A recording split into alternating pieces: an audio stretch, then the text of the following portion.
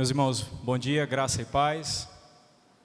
Antes de abrirmos a passagem que nós vamos estudar nessa manhã, eu queria convidar você a abrir a palavra de Deus no livro de Atos, no capítulo 2, e eu vou então dar um breve testemunho aqui para os irmãos, como eu fiz no culto das 8h30 também. Livro de Atos, capítulo 2, a partir do verso 36. Atos 2, 36. Diz assim a palavra do Senhor: Esteja absolutamente certa, pois, toda a casa de Israel, de que a este Jesus que vós crucificastes, Deus o fez Senhor e Cristo. Ouvindo eles estas coisas, compungiu-se-lhes o coração e perguntaram a Pedro e aos demais apóstolos: Que faremos, irmãos? Respondeu-lhes Pedro: Arrependei-vos e cada um de vós seja batizado em nome de Jesus Cristo, para a remissão dos vossos pecados, e recebereis o dom do Espírito Santo. Então, versículo 41, dá um pulo aí, versículo 41 diz assim: Então, os que lhe aceitaram a palavra foram batizados, havendo um acréscimo naquele dia de quase 3.000 pessoas. Irmãos, quando nós lemos essa passagem em Atos, geralmente nós pensamos que a igreja de Cristo ela nasce com a descida do Espírito Santo, e Deus então de maneira sobrenatural então faz com que 3.000 pessoas se convertam. E de fato foi um evento marcante e que marcou de fato também a igreja, o nascimento dela. Mas, meus irmãos, eu queria que vocês pensassem, despertassem para a realidade de que uma igreja ela não nasce por causa de um evento simplesmente. Seria impossível o Espírito Santo, nessa situação, historicamente aqui no livro de Atos, descer e então nascer a igreja. Tudo acontece, claro, desde os tempos eternos, com os decretos de Deus, mas em termos práticos, históricos, a igreja nasce desde que o Senhor Jesus começa e inicia o seu ministério. O Senhor Jesus vem ao mundo, inicia o seu ministério, começa a pregar, anunciar as boas novas do reino, chama 12 pessoas para estarem junto com eles, outras pessoas se congregavam, se amontoavam para ouvirem falar, e durante todos aqueles anos, estava na verdade em execução o plano de Deus de nascimento da igreja. Nós costumamos a pensar, irmãos, que a nossa vida precisa ser marcada por eventos. Eventos vão fazer sentido. Precisamos de uma coisa, de uma ação sobrenatural de Deus. E a gente tem essa ideia equivocada de que as coisas podem acontecer de repente, instantaneamente. Na verdade, nós precisamos dar valor aos pequenos milhares de momentos que nós temos na vida. E a igreja Rúpida, pela graça de Deus, nasceu nesse ano de 2018. E a igreja não nasceu de repente, não nasceu numa ação sobrenatural de Deus, no momento exato, mas a igreja Rúpida ela nasce desde quando a igreja de Cristo começa a se importar com eles na década de 50 e missionários começam a orar pelos Rúpida. Quando na década de 70 uma missionária veio ao Brasil e gastou apenas 5 meses entre eles, mas não pôde continuar o ministério porque foi expulso pela FUNAI das terras indígenas. Mas Deus então levantou mais pessoas para trabalharem com esse povo. E então os milhares de muitas orações, as dezenas de ofertas que foram destinadas a esse trabalho, no sustento dos missionários, as dezenas de viagens que nós fizemos subindo o rio e descendo, centenas e milhares de dias que gastamos entre esse povo, vivendo entre eles, comendo junto com eles, testemunhando da graça salvadora de Cristo. E aí, irmãos, depois de 15 anos, pela graça de Deus, nasce essa igreja. A igreja de Cristo, ela nasce com milhares de pequenos momentos. Oração, intercessão, pessoas que dedicam as suas vidas. E nesse ano, pela graça de Deus, nós tivemos o privilégio de ver a ação de Deus. E os primeiros crentes ali declararem, professarem a sua fé publicamente. E eu queria postar só uma foto para vocês, essa foto aí. Então, da sua direita, a Maria, para a esquerda. A Maria foi a primeira que decidiu por Cristo.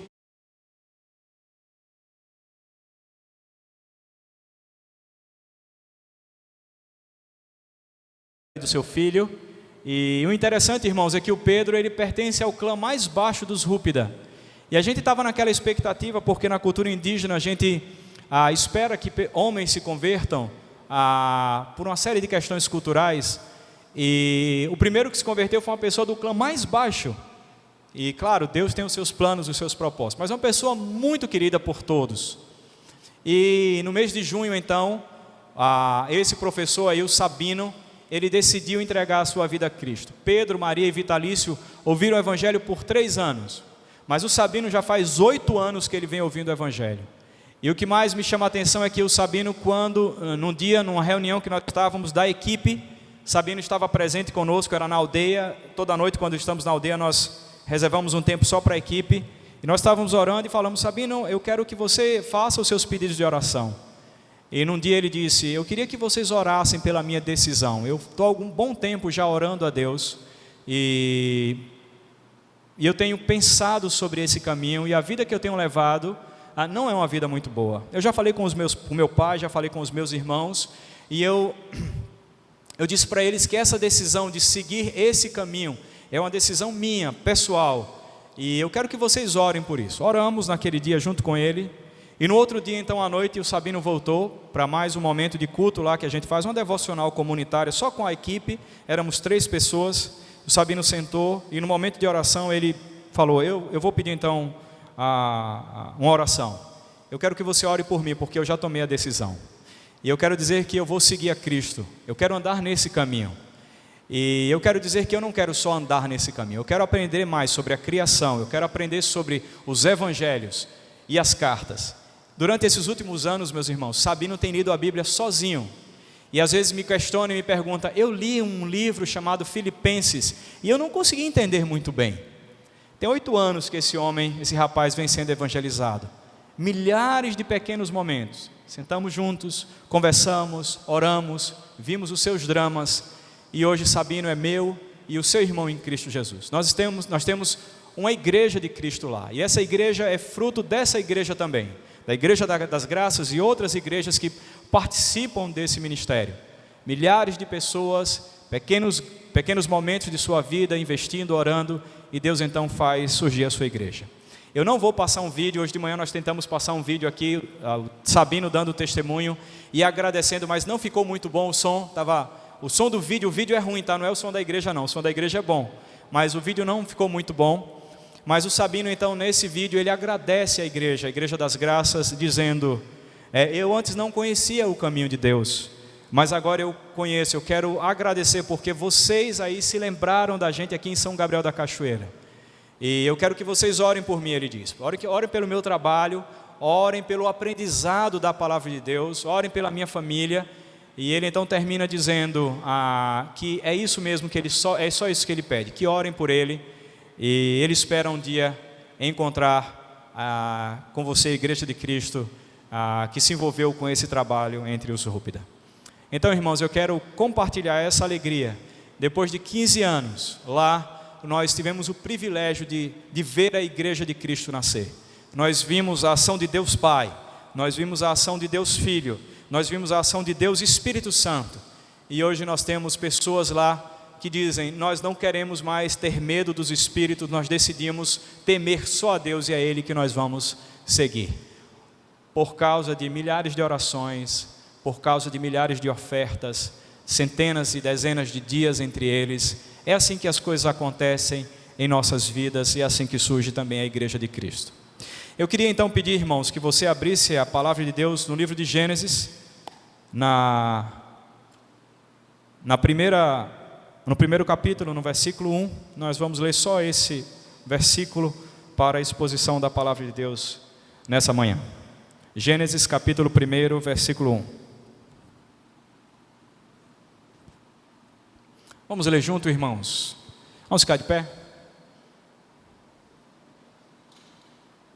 Alguns nem precisam abrir a Bíblia, porque isso eu sei que vocês já sabem de cor. Gênesis 1, 1, só isso. Diz assim, vamos lá juntos? No princípio criou Deus os céus e a terra. Mais uma vez, no princípio criou Deus os céus e a terra. Vamos orar mais uma vez? Senhor nosso Deus, nós queremos agradecer, ó Pai, pela sua mão bondosa.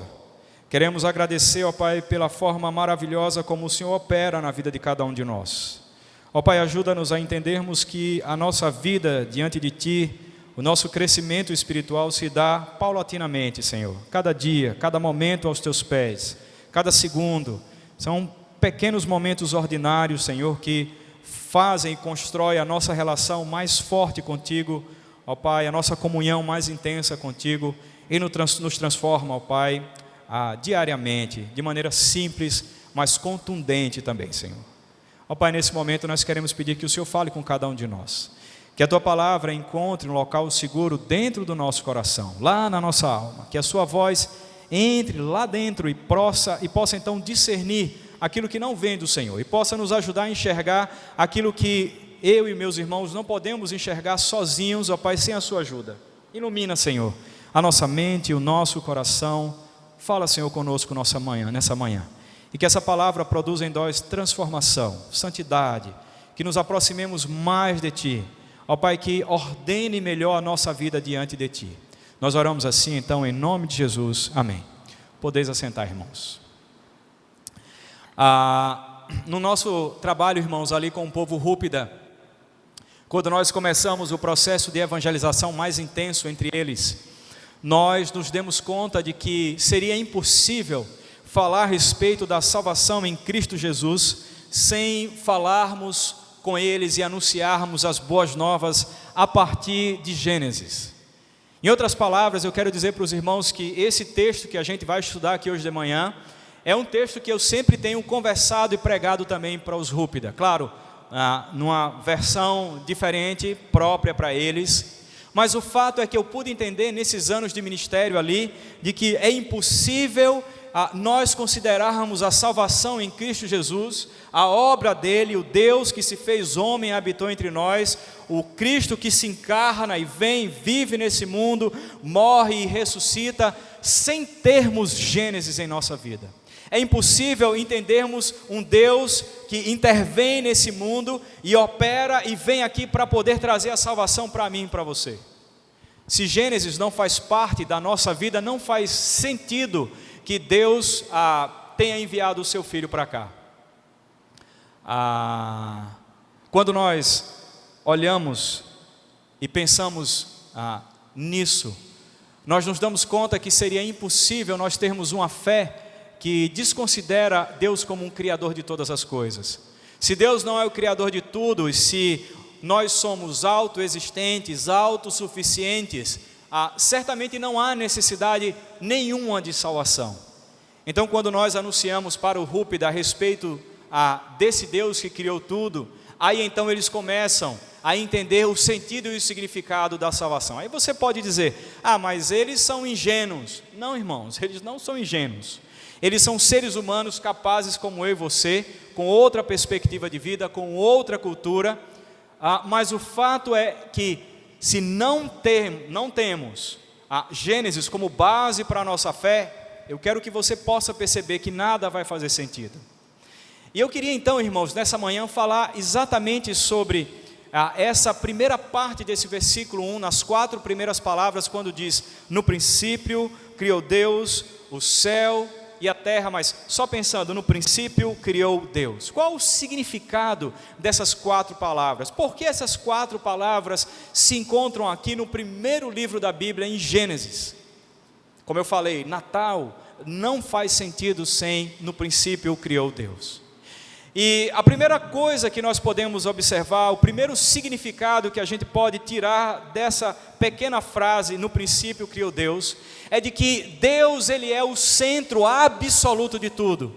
Observe que as Sagradas Escrituras, elas não começam dizendo que o homem então era existente, o homem estava no início de tudo, mas não, diz que no princípio Deus criou tudo. Significa, irmãos, que Ele é o centro absoluto de todas as coisas. Talvez você pense e considere que na sua vida Deus é o centro, mas nos momentos de decisão familiar, no momento de decisões profissionais, emocionais, afetivas, você então se arvore na capacidade de poder decidir, discernir o que é certo e o que é errado para você. Eu quero dizer para você que Deus é que é o centro absoluto de tudo e que a nossa vida, a minha história, a sua história, ela está dentro de uma história muito maior que é a história de Deus. O mundo que nós vivemos não é o nosso mundo. O mundo não gira em torno de nós, mas gira em torno de Deus. Lá em casa nós temos 3 cães, 3 cachorros, um labrador e mais outros 2.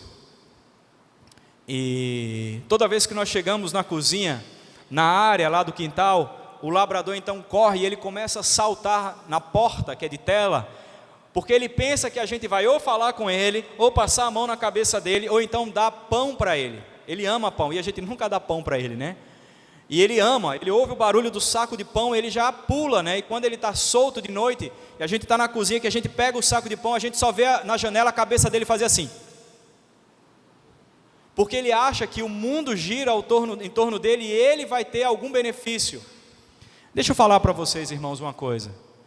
Eu e você, nós não somos o centro do universo, nós não somos o centro das coisas.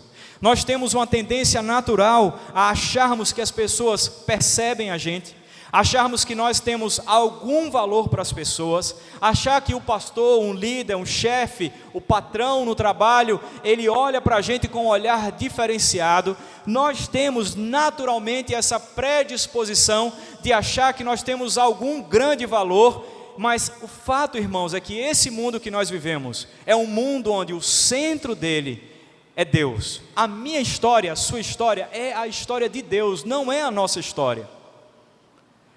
Eu gosto muito de comparar a pessoa de Jesus e Adão no que diz respeito àquela atitude na sua vida, já no final do seu ministério, quando Jesus está prestes a ser crucificado, ele ora a Deus, ele fala: Deus, se possível, Pai, se possível, afasta de mim esse cálice, mas que não seja feita a minha vontade, mas a tua. O Senhor Jesus, ele tinha a convicção e a certeza de que o centro de tudo está na vontade de Deus, ele é a referência maior.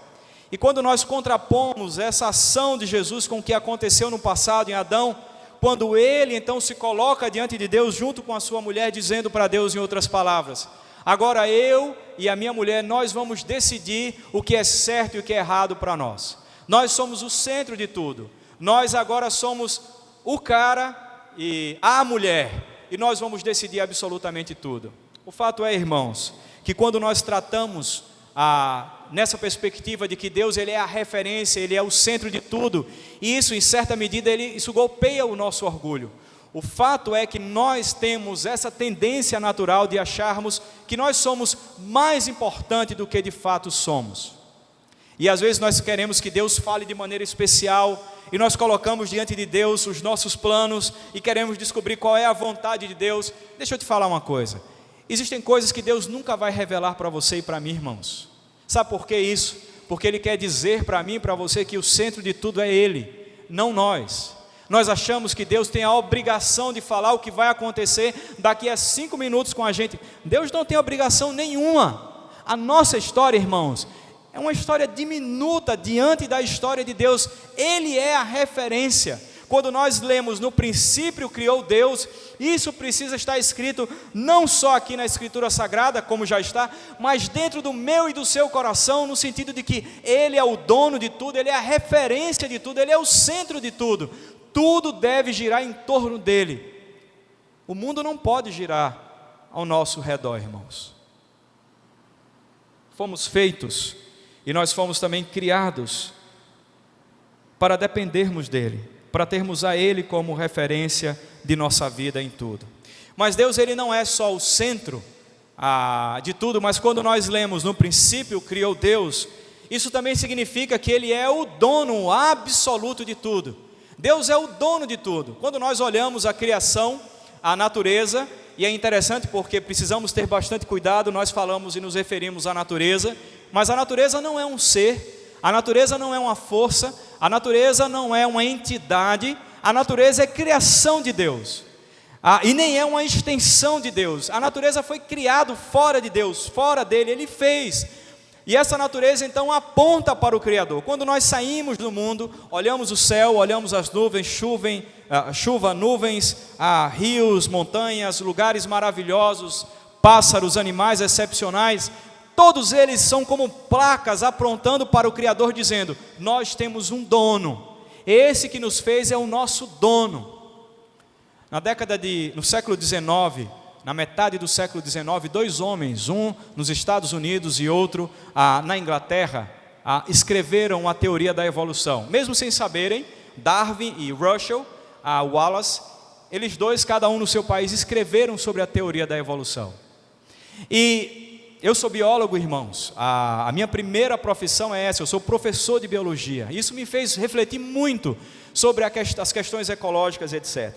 E a sensação que eu tenho quando eu me lembro desses dois homens, é como se esses homens tivessem tomado o microfone e falado em nome da criação, dizendo para todo mundo, como um eco de Adão, dizendo: a natureza, ela é autoexistente, ela é autossuficiente, e ela se autorreproduz, se propaga, e ela então evolui por si só.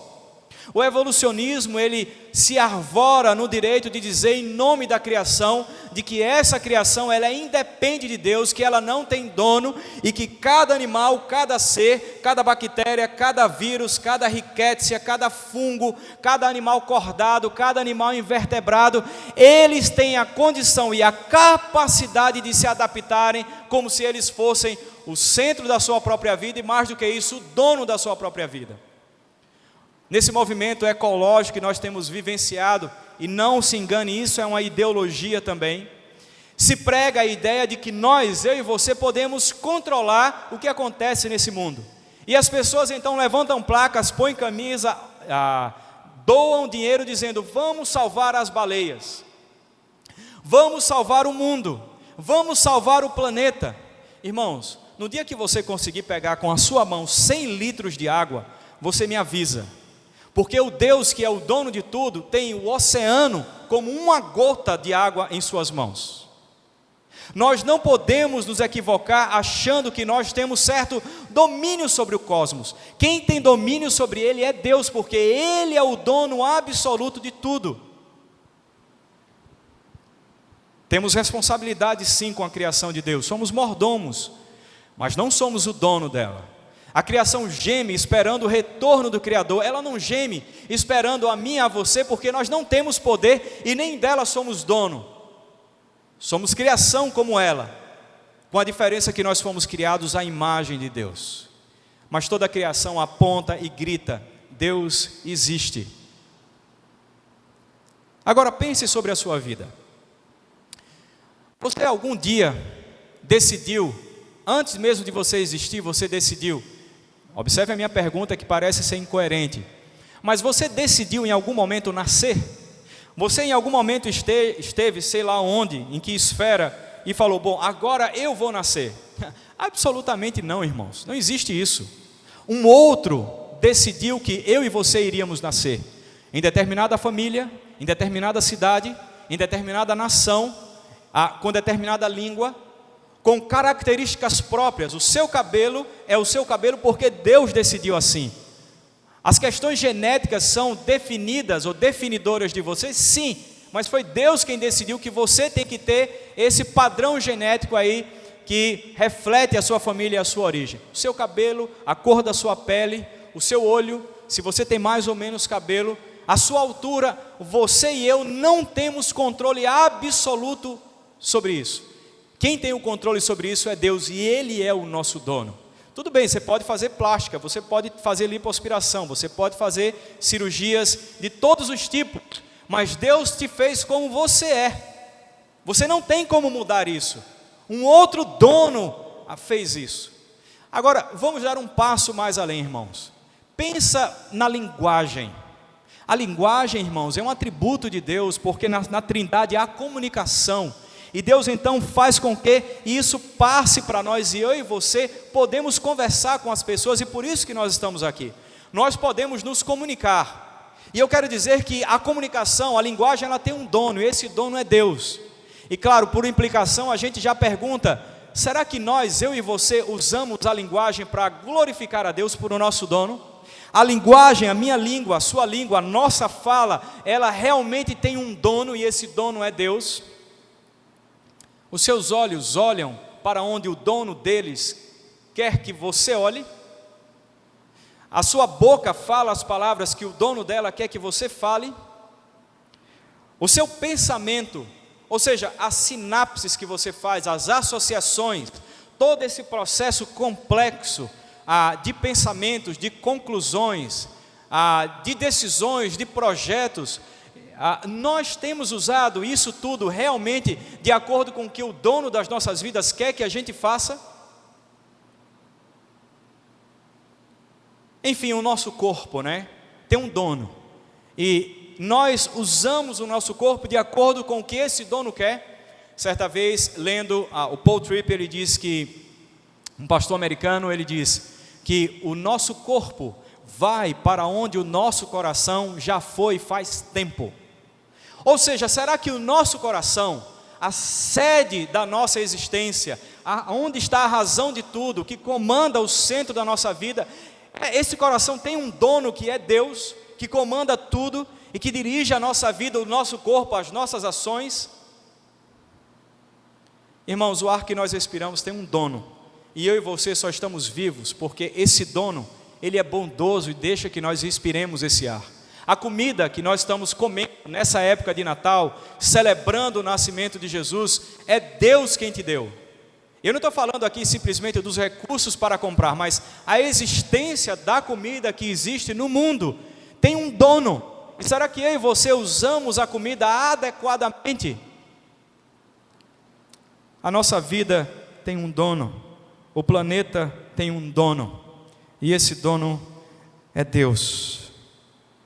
Mas não só, irmãos, Ele é o centro de tudo, não só Ele é o dono de tudo, mas quando nós lemos no princípio criou Deus, nos faz pensar e considerar que se Deus é o Criador de tudo, tudo que tem em nossa vida e nesse mundo é espiritual. E isso é muito sério, irmãos. Quando nós chegamos no meio do povo Rúpida, nós passamos uns 3 anos. Os primeiros 3 anos, irmãos, nós não conseguíamos entender nada. Já estávamos falando a língua, mas nós não conseguíamos entender o que é que eles criam, como é que eles enxergavam o mundo. E depois de 4 anos nós começamos a perceber que, na verdade, para o Rúpida, tudo na vida é espiritual. Se o céu muda de cor, é espiritual. Se o rio acontece isso ou aquilo, é espiritual. Certa vez nós estávamos na aldeia e apareceu um pássaro sozinho, daqueles que são migratórios, cabeça seca, é uma ave grande, alta, quando fica em pé. E ela então sozinha se perdeu do bando e pousou na aldeia. Para os Rúpida isso é completamente espiritual. Mas o que acontece, irmãos, é que diferente deles, para nós tudo é não necessariamente espiritual. Estamos aqui, para nós estar na igreja é espiritual. Quando nós lemos a palavra de Deus é espiritual. Quando nós oramos a Deus é espiritual. Mas quando nós saímos daqui e iniciamos a nossa vida durante a semana, nós assimilamos e absorvemos a ideia da nossa cultura de que tudo isso não é necessariamente sagrado, mas é, vamos dizer assim, por assim dizer, profano, é ordinário. E nós então conduzimos a nossa vida de segunda até sábado numa certa de uma forma ordinária, não saiu, né? Mas de uma forma ordinária, achando que os sagrados são aqueles momentos separados. Eu quero dizer, irmãos, que toda e qualquer decisão que nós tomamos, isso tem um caráter espiritual. A minha e a sua vida é regida, acima de tudo, por aquilo que nós cremos. E eu não estou falando de teologia propriamente, eu estou falando daquilo que vai no mais íntimo do nosso coração. Sabe por que você trata o seu marido, ou a sua esposa, o seu pai, o seu filho, como você trata? Não é porque você simplesmente estudou, não é porque você leu algum livro sobre isso, mas é porque você tem um conjunto de crenças lá dentro, que determina o seu comportamento. E quando nós assimilamos da forma de que tem coisas que são espirituais, mas tem coisas que são ordinárias, profanas, não sagradas, nós simplesmente nos tornamos esquizofrênicos diante de Deus. O fato é, irmãos, que a vida no lar é espiritual. O dinheiro que eu e você temos no nosso bolso, ele é espiritual também. Aí você pensa, não, pastor, aí o senhor foi longe demais. É isso. E a maneira como você usa o dinheiro, aí sim, pode ser pecaminosa. Se você quer saber se você usa o seu dinheiro de maneira correta, é só você ver para onde vão os seus recursos, onde você tem gasto o seu dinheiro, onde está o foco da sua vida, para que você tem esse dinheiro. As pessoas costumam dizer que nós, pastores, missionários, nós recebemos o sustento da oferta que vem da viúva, no sentido de querer dizer que esse dinheiro do pastor ele é sagrado. Portanto, o pastor ele não pode ir para o cinema, ele não pode fazer certas atividades, porque isso então ele está usando o dinheiro de maneira equivocada. Mas o dinheiro que as pessoas que vêm à igreja, os membros comuns, ganham, esse dinheiro ele não é santo, porque você ganha com o seu próprio esforço. O dinheiro não é ganho dentro de uma estrutura eclesiástica ou dentro de um modelo de obra missionária, mas você recebe o seu dinheiro lá no seu trabalho. Irmãos, não nos equivoquemos. O Deus que te dá força, fôlego, capacidade, habilidade, certas predisposições, esse Deus é que permite que você ganhe o que você ganha no seu sustento. Portanto, a origem do seu dinheiro, em última instância, vem de Deus. Ou seja, o meu dinheiro como missionário, o seu dinheiro como membro da igreja, é um dinheiro santo da mesma forma. E a maneira como nós usamos, vamos glorificar a Deus ou não. Mas eu quero ir além. Eu quero dizer que o prazer que nós temos é espiritual também. O prazer de comermos bem, o prazer de uma boa amizade, de uma boa conversa, de um bom relacionamento. O sexo dentro do matrimônio, ele também é um prazer que Deus nos deu, meus irmãos. E isso também é espiritual. Não nos equivoquemos. Mas pastor, o senhor está indo além, é puramente carnal. Não é, irmãos. Não é carnal. Deus, quando criou o homem e a mulher, Ele falou, cresçam e multipliquem. Dentro da perspectiva de um Deus espiritual, em que tudo tem a sua mão, a sua presença, o sexo também é um elemento que, se não usado adequadamente, nós vamos esquecer de, no princípio criou Deus. O sexo também é espiritual. Portanto, irmãos, nós não podemos nos equivocar e categorizarmos o mundo em duas esferas, falando, existem coisas que são profanas e outras que são espirituais, umas que são sagradas e outras que são seculares. Isso não é verdade. Tudo na vida é espiritual, inclusive o sexo, o dinheiro e o poder também. O poder que você tem como pai de família, o poder que você tem como mãe dos seus filhos, o poder que você tem no seu trabalho, na sua função, no seu ministério, você pode usar para a glória de Deus ou não. Deus, Ele tira e põe reis, e o texto está querendo dizer que Deus coloca você onde você está, numa posição de liderança, e é Ele quem dá essa autoridade para você exercer. E esse poder também é um elemento espiritual, e nós precisamos considerar isso em nossas vidas. Mas, irmãos, quando nós olhamos e lemos, no princípio criou Deus, não só temos a ideia de que Ele é o centro de tudo, o dono de tudo, que tudo na vida é espiritual, mas isso nos remete, nos impulsiona para a necessidade que temos de adorar só Ele. Ou seja, quando lemos no princípio criou Deus, isso tem que trazer em nosso coração de que só Ele é digno de toda a adoração. Veja bem, irmãos, na carta de Paulo aos Romanos, capítulo 1, versículo 18 a 32, Paulo deixa muito claro que é impossível que alguém que rejeita a Deus, que suprime a verdade de Deus pela injustiça, pela mentira, pela inverdade, essa pessoa possa viver uma vida neutra, sem adorar absolutamente nada. É impossível que alguém se declare ateu e diga, eu não tenho religião, eu não adoro absolutamente nada. Paulo ali revela que o ser humano, ele tem a sua identidade primeira marcada pela adoração. Portanto, é impossível alguém dizer que não quer saber de Deus e não ter nenhum centro de adoração. O próprio Paulo fala que as pessoas começam a adorar imagens, animais, quadrúpedes, etc.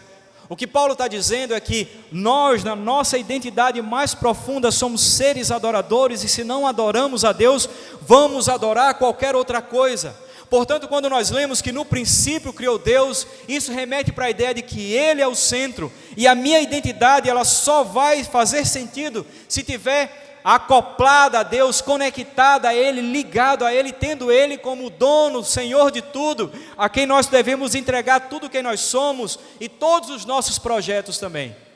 No princípio criou Deus, significa que Ele é digno de toda a adoração. E quando nós falamos, irmãos, sobre adorar, muitas vezes é uma palavra que é um pouco vago. Na língua Rupi eles não têm a palavra adorar, eles têm a palavra só respeitar. E de fato a adoração também tem esse caráter.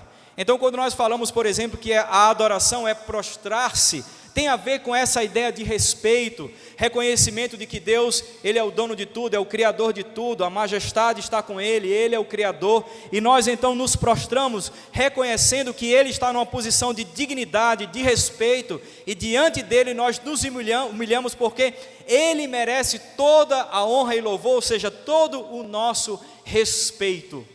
Quando nós dizemos glórias a Deus, nós estamos dizendo, em outras palavras, nós respeitamos o Senhor. Quando nós dizemos toda a honra ao Senhor, nós estamos dizendo, o Senhor merece todo o nosso respeito. Mas a adoração não é só prostrar-se, a adoração também é obedecer. Então quando nós falamos, Senhor, eu adoro a Ti, significa que o Senhor é quem manda, o Senhor que é o dono de tudo, o Senhor diz o que é que eu tenho que fazer. A Sua palavra revela para mim o que o Senhor deseja de mim. A santificação é a Tua vontade, então eu vou caminhar nesse caminho de santificação, porque o Senhor é quem manda. Eu obedeço, a adoração também é obediência. Lembro-me da passagem da mulher samaritana, quando fala sobre os verdadeiros adoradores vão adorar o Pai em espírito e em verdade. E nós achamos que a adoração é isso, é vir para a igreja, adorar em espírito e em verdade, ficar em contrição, orar, separar o tempo e tudo, e vir naquela frequência do culto. O que o Senhor Jesus queria ensinar para aquela mulher é que adorar a Deus em espírito e em verdade significa ter Deus como única referência e fonte de toda satisfação. Ou seja, é nele que esperamos tudo, Ele é a razão da nossa existência. Aquela mulher procurou 5 maridos para lhe satisfazer, estava no 6º, mas na verdade Deus queria que ela entendesse que o verdadeiro adorador é aquele que não encontra em nenhuma coisa na criação, nada na criação, a satisfação para a sua vida, mas somente em Deus. Adorar é obedecer e encontrar nele o significado total para a nossa existência. Mas adorar também é confiar. E quando eu falo em confiar, não é só assentir na nossa mente dizendo, eu sei que Ele é poderoso, Ele é bom, e realmente é isso, é verdade. Não, confiar tem a ver com ações práticas, ou seja, as nossas ações, o nosso pensar, o nosso falar, nós fazemos tudo reconhecendo a bondade dEle, ou seja, eu dou passos, você dá passos em direção a Deus, aquilo que Ele tem colocado diante de você, mesmo sem você ver, mesmo sem você saber o que vai acontecer, na certeza de que Ele está com você de fato, descansando nele. Mas adorar também é servir, é obedecer e dizer, onde é que o Senhor quer que eu vá? Eis-me aqui, o que é que o Senhor tem para mim? O que é que o Senhor quer que eu faça? Quando nós servimos a Deus, nós estamos dizendo que o que importa é o reino dEle, não o meu e o seu reino. O que importa é aquilo que Ele tem para mim e para você. O que importa é que Ele cresça e que eu e você diminuamos. O que importa é que o reino dEle seja edificado, e não o nosso pequeno reino claustrofóbico de um só, como diz o Paul Tripp. A tendência que nós temos, irmãos, é de construirmos o nosso próprio reino, onde nós estamos, e achar que tudo gira em torno da gente, e nós somos a referência maior. Mas adorar significa negar o seu próprio reino, o seu próprio eu, e viver somente para o reino de outro, para o reino de Deus, para a edificação e o crescimento desse reino. E aí, quando nós falamos em adoração, nós devemos nos perguntar, o que nós fazemos é para nós mesmos? Ou é para que o reino de Deus cresça? Mas essa passagem, irmãos, no princípio criou Deus, ela não só ensina para nós que Deus é o centro, de que Ele é o dono de tudo, de que tudo é espiritual, de que Ele é digno de toda adoração, mas quando nós lemos essas primeiras 4 palavras, nós podemos observar a necessidade que todos nós temos do Evangelho, da cruz e da pessoa do Senhor Jesus Cristo. Porque, irmãos, venhamos e convenhamos, é impossível termos uma vida realinhada, onde Deus assume o seu lugar nela, sendo o centro, a referência de tudo, o dono de tudo, e nós nos colocamos em nosso lugar como seres pequenos, indispensáveis, sem valor diante da grandeza de Deus. É impossível nós olharmos e termos isso gravado no nosso coração, de que é Deus quem manda em tudo. E eu volto a dizer, vocês já pensaram, quando vocês estão no momento de crise, de decisão, e isso passa comigo, irmãos, muitas vezes eu oro a Deus, eu peço a Ele, Deus, por favor, revela a Tua vontade, eu tenho que discernir sobre isso e aquilo, e muitas vezes, irmãos, muitas vezes, sabe o que é que eu recebo de Deus? O silêncio. Continuo confiando na palavra, não tem opção, eu vou confiando e esse é o caminho. E isso mostra, irmãos, para mim, e deve também mostrar para você, irmãos, que na verdade, Deus é a referência máxima de tudo, é Ele quem comanda. Mas isso só pode acontecer por causa do Evangelho. Claro, eu falei há 3 domingos atrás, e eu quero falar aqui de novo. O Evangelho, irmãos, não é para o perdido apenas. O Evangelho não é para aqueles que estarão nos visitando hoje às 5 horas da tarde, no culto, no Natal, na rua, não. O Evangelho é para mim e para você. Quando nós nos desviamos do Evangelho, irmãos, nós esquecemos de que no princípio criou Deus, que Ele é a referência de tudo. O Evangelho nos lembra a cada dia, e por isso a minha e a sua vida precisa se estar centrado no Evangelho, de que a história desse mundo é a história de Deus salvando o perdido. Ou seja, tudo acontece por causa de Deus. Deus cria o mundo e esse mundo então cai por causa do pecado. E Ele decide então, por causa do seu amor, do seu plano maravilhoso, salvar a mim e a você, formar um povo que vai viver com Ele para sempre e restaurar o mundo para nós vivenciarmos de maneira plena o Éden, mas sem possibilidade de queda de novo. Esse é o novo céu e a nova terra. O Evangelho fala que nós temos esse Deus vivo hoje, e esse Cristo que morreu e que nos salva e leva para uma nova terra e um novo céu. Ele salva a mim e a você hoje dos nossos dilemas, dos nossos problemas, das nossas ansiedades, das nossas dificuldades relacionais, e nos realinha de novo e coloca como referência Deus. O Evangelho faz isso na minha e na sua vida, irmãos. Nós precisamos lembrar disso, somos pecadores. Precisamos nos arrepender, confiar em Cristo, aquele que operou o milagre da salvação, com o ápice não só da sua morte, mas também da sua ressurreição, e então seguirmos esses passos, os passos dele. O crente que não vive o Evangelho, não vive uma vida de arrependimento diário, nem seguindo a Cristo diariamente, naturalmente ele vai esquecer de, no princípio criou Deus, Ele é o dono, Ele é a referência. Portanto, irmãos, conseguimos conceber a realidade do Natal, quando nós entendemos o significado dessas primeiras 4 palavras.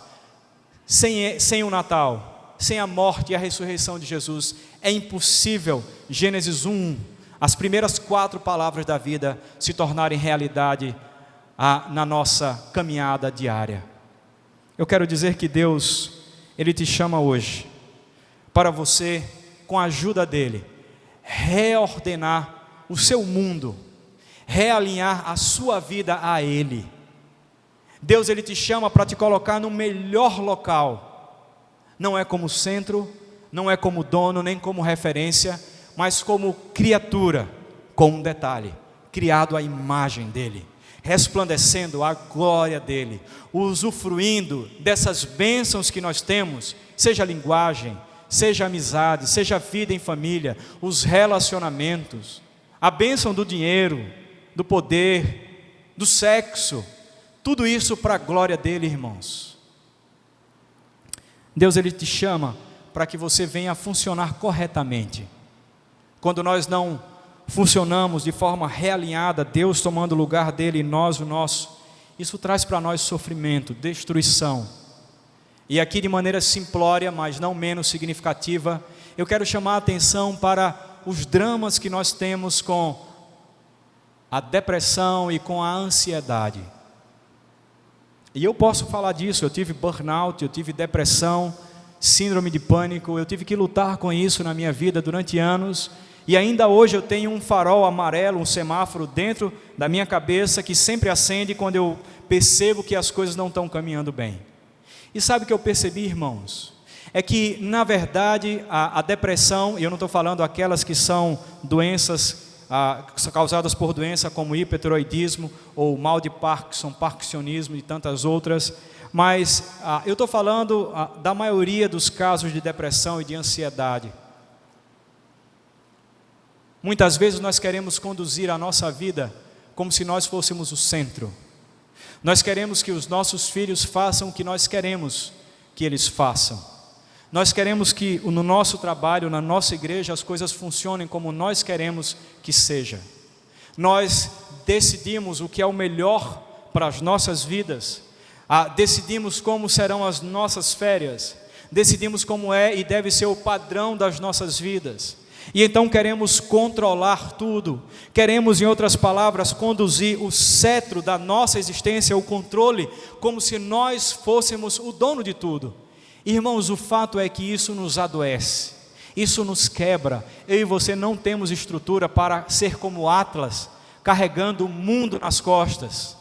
Mulher, olhe para a sua bolsa, olhe o tanto de peso que você carrega, olhe as suas preocupações. Isso reflete um pouco da nossa ansiedade, das expectativas que nós temos em relação com esse mundo. Eu posso simplificar para você o que é ansiedade. Sabe o que é ansiedade? É querer controlar antecipadamente o incontrolável. O detalhe é e ter que arcar com as consequências de tudo isso. Eu e você não fomos criados para sermos o centro, o dono de tudo. Precisamos de um realinhamento urgente.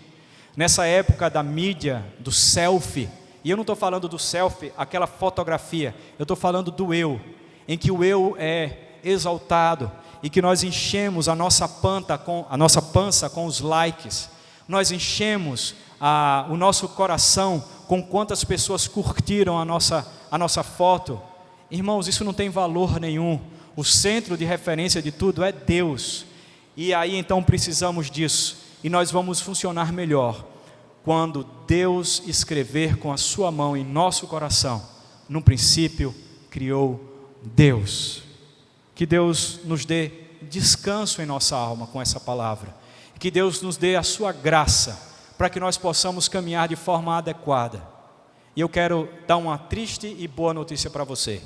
A triste é que eu e você não temos como reparar tudo isso, se não for pela graça de Deus. E a graça de Deus significa a ajuda gratuita de Deus. Na sua boa vontade, Deus está dizendo para mim e para você: eu quero te ajudar para realinhar a sua vida a mim. Deus, Ele quer fazer isso por você. Não é na sua força, inclusive a mudança. Eu quero dizer que essa graça não é uma coisa misteriosa, não é um poder, mas essa graça é o Emanuel, é o Deus conosco, é Jesus Cristo. E Ele está disposto a realinhar a nossa vida. E Ele quer fazer isso em você, em mim, de graça. De graça. Vamos orar, irmãos. Baixe sua cabeça, fique de pé. E eu quero que você ore a Deus nessa manhã, coloque a sua vida diante dEle. E eu quero dizer que Deus quer que a sua vida seja como uma pena, leve, sendo levada pelo vento do Espírito, a condução de Deus, sem se preocupar, sem se aperrear. Senhor nosso Deus, agradecemos, ó Pai, pela Tua palavra. Fala conosco, Senhor, sempre. Ajuda, Senhor, a reorganizar a nossa vida. Salva-nos, ó Senhor, de nós mesmos. Quanto mal, Senhor, temos feito para essa criação Tua. Estou falando de nós, Senhor. Judiamos dela. Colocamos sobre ela uma carga que o Senhor nunca mandou que nós colocássemos. Enquanto o mundo grita que nós somos donos da nossa vida, agentes da nossa própria história, Ó Pai, reconstrói a nossa mente e o nosso coração e coloca, Senhor, por favor, de fato, o Senhor sentado no trono da nossa vida. O Senhor é o centro e o dono de tudo. Faz isso, Senhor. Transforma-nos, ó Pai. Queremos ter uma vida leve contigo. Obrigado pelo Evangelho, Senhor. Obrigado por esse Evangelho que nos salva hoje também, que nos conduz hoje também. Muda, Senhor, a nossa vida para a honra e glória do Teu santo nome. Queremos, ó Pai, junto com todos os povos, no último dia, no dia do Senhor Jesus, falar para Ti. O Senhor criou tudo. No princípio, criou tudo. Lá naquele último dia. Queremos viver um novo Éden, com a Sua presença plena, sem possibilidade de mudança. Dá-nos leveza, Senhor, na nossa vida hoje, por favor. Nós oramos em nome de Jesus, aquele que leva as nossas cargas, sobre o qual precisamos, Senhor, com a Tua ajuda, depositar todo o nosso fardo. É em nome dEle que carrega tudo que nós oramos. Amém.